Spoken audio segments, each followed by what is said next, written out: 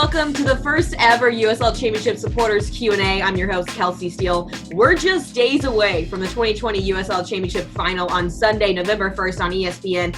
But the final this year comes after a year the league has never experienced before. So we thought, why don't we just continue the year first and replace the normal USL Championship Final press conference with a Q&A dedicated completely to the USL Championship supporters. So we've been fielding questions all week, and now it's time to get feedback from the two coaches in our championship final. So I'd like to extend a very warm welcome now to the Tampa Bay Rowdies head coach Neill and Phoenix Rising's Rick Schantz. Gentlemen, welcome, and congratulations on your place here in the championship final.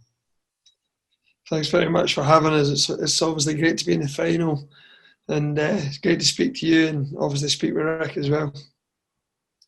Yeah, Kelsi, thank you. This is it's an honor to be on with you and Neill, and we're looking forward to getting out to Tampa.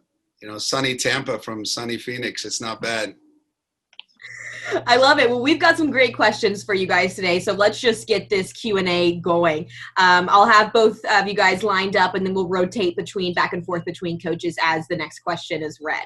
So since the Tampa Bay Rowdies are our hosts on Sunday, Neill, we'll start with you. So our season ticket holder and SG member, Jordan Willett, wants to know, he realizes that tactics develop over time, but when did you decide or realize you wanted to form that three-back system that the Rowdies currently use? Was it influenced by things you noticed while playing, or was it from maybe a team that you admired while you developed as a pro? So that's a great question. I think it's got to be twofold. I think we got to a point in the 2018 season where our personnel suited to play with three centre backs, and I felt that, you know, again, you want to always try and get the best out of the personnel that you've got available to you. And we had to change in a game against the Red Bulls where we had 10 men and we changed to a three at the back, and we ended up seeing it out with 10 men pretty comfortably, and we used it later in the season. And then we didn't actually end the season fantastically well. We had a good run of results, but better performances than the results, and we felt we'd build our squad more around that. And I'll be honest and say I've learned an awful lot about that system and what type of players suit it. You know, you always sign players with things in mind, and it doesn't always then logic doesn't then always come onto the field, and you find out different things. And I think over time we've really refined that system, but you know, it's something that we're still learning about, and we've learned a lot about this 16-game season as well. And I've enjoyed it. And I'll be honest, in terms of outside influences, I'm a big Manchester United fan, but I have to say that the Chelsea team with Conte, when he played the 3-4-3 and Victor Moses played at right wing back, was a very good side that won the Premier League. And it was quite unorthodox at the time. And that definitely had an impact on me.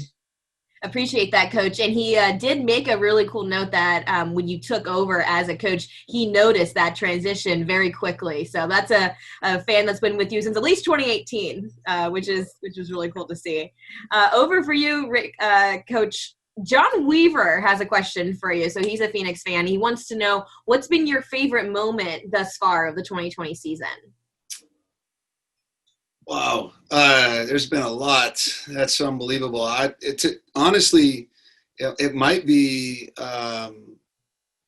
just coming back from COVID. To be honest, I think when the team, we were flying in preseason. The team was playing spectacular football, and we had competed very well with some MLS teams. And then we played T2 and had a great performance.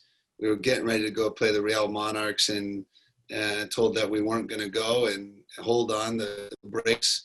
And then a few days later, the season's been put on hold, and we thought, okay, 2 weeks and we'll be back at it.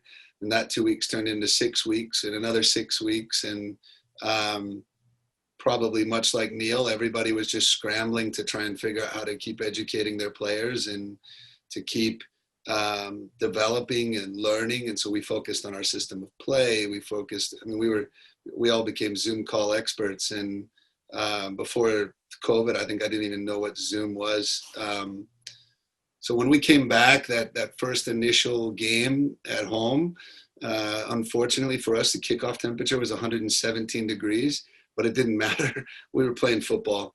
And I think for me, seeing the guys in that difficult environment against a good opponent, which was LA Galaxy 2, just be so happy to be playing football again. They were like little kids again. And they all those, the skepticism of being a journeyman pro and all those things were gone. It was really, it kind of fell in love with the game, as did I, and he just didn't care. It was just, let's go play and let's get out there on the field. And so for me, that was probably the best moment. But hey, last Saturday night, that last pen was a pretty good one too. You guys gonna let up on the dramatics, or are we gonna have to go to 3 straight shootouts here, Rick? Well, that's up to Neill. He can let us win in the 90 minutes. I'm totally fine with that. I love that. On that theme of COVID, this next question falls right in line. So, Neill, a Rowdies fan, Paul Forster, wants to know, even with all of the COVID restrictions limiting the fans at Al Lang Stadium this season, lately you're at about, 1,000 or so, but initially it was 100 to 200 fans. It seems that your supporter groups, Ralph Mob and Skyway Casuals, they've really brought the noise to every game, no matter how small or large they may be. How important is that strong fan support to you and your club? I think for us, of course, at home, everyone wants their home fans, but I think even for an opposition player, you want that atmosphere. The fans have been absolutely exceptional in the 2 playoff games that we've had at home, in terms of creating that electric atmosphere. And I think it goes hand in hand. The players have got to bring the same energy on the field, and they've done that. And I think it's going to be fantastic on Sunday evening. I think for both sets of players to be playing, in a very similar kind of environment to the one that Phoenix have out there, in terms of good electricity, good atmosphere. And yes, we're delighted to be at home, but I think both sets of players will just feel that it's like a proper game, obviously being a national championship. No different to being at Louisville on Saturday evening. These guys want to play in front of fans, and whether they're for you or against you, it certainly heightens the senses and makes you want to do your best. So our fans have been fantastic, and I'm looking forward to them enjoying the occasion on Sunday night. They deserve it. Coach Schantz, in that same vein, Phoenix fan Matt Skinner wants to know, what are you looking forward to the most from your away fans, the fans that are going to make that trek over to St. Pete? Yeah, well, we've heard it's a few. And after we finished, I was able to speak to a couple of them that were going to go. And they said that, don't worry, if we're only 50, we're going to sound like 500. And I think they love the boys, and they're adamant about their passion, and they want to support the guys. And just like Neill said, the atmosphere it makes it just so much better for everyone. When you're a footballer and you're running around on the pitch, and you just get that little bit of extra energy because you see that people are enjoying themselves and they're cheering and dancing and singing. That's what this sport's all about. It's we do it for the fans. It's not just for ourselves. It creates community, it creates family, and it's the world sport for that reason. So we know that our 50 are going to be loud, and but like Neill said, even the 1,000 that the Rowdies have, it's going to create a great atmosphere for everybody, and I'm happy to have that. Great atmosphere, nonetheless, especially if you've ever been to Al Lang Stadium. Coach Collins, Nelson from St. Petersburg has a good one for you. So he wants to know what player has made the biggest leap forward from preseason up to current timing now in your squad. There's definitely a few. I mean, I'd be disappointed if they hadn't improved. But in terms of the biggest improvement, I think you got to look at someone like Jordan Doherty. Came over here last year as an 18-year-old, really took a big leap of faith to leave a club like Sheffield United to come on loan to the States. Was in and out last year despite having a great record when he played, and he always took it fantastically well. Never just absolutely great, I'll fight to get back in.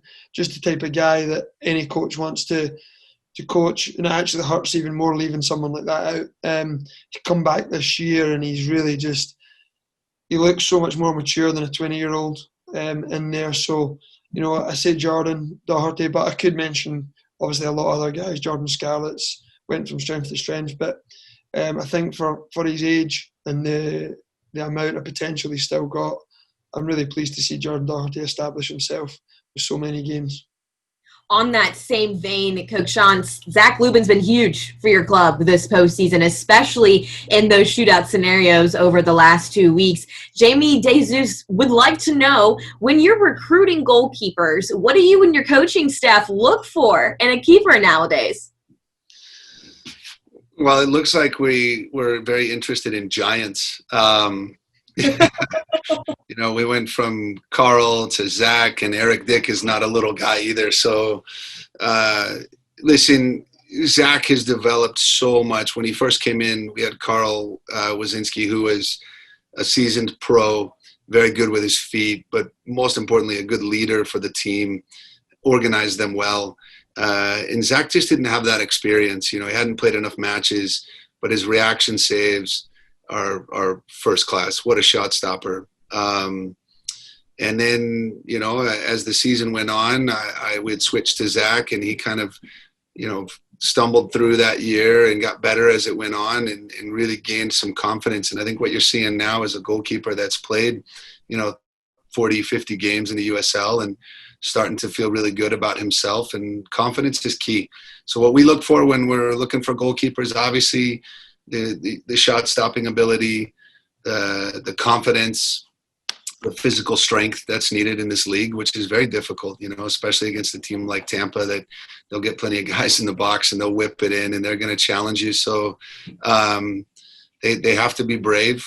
And of course, we all want the guy that then can play with his feet and do everything else, but I don't think we have the budget to pay for Allison or somebody like that. So, But Zach's been fantastic. He's improved his weaknesses and he's continued to develop his strengths. And so, as I said, confidence is key.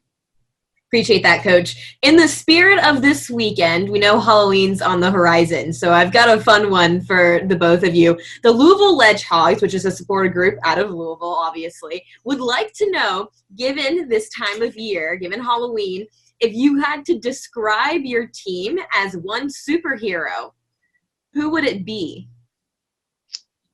Was that question from a Louisville fan, Kelsi? From a Louisville fan for both of you guys. So, Neill, I'll let you take this one first. Well, I would say then we'll go Batman, since we like to beat guys in purple. Oh! Neill, on the spot. Well, that's a tough one. Superhero. I'd have to say probably Superman, because we're bulletproof. You guys, this is great. We're just going to take this little snippet and use I love it. Okay. We've had our fair share of bullets. Let's put it that way, Kelsi. And you guys, this could not have been delivered any better. I love that. All right, one final question and to end this Q&A. I'm going to go first with you, Neill. Rowdies fan Bryce Lawson would like to know what a title would mean to you and your club.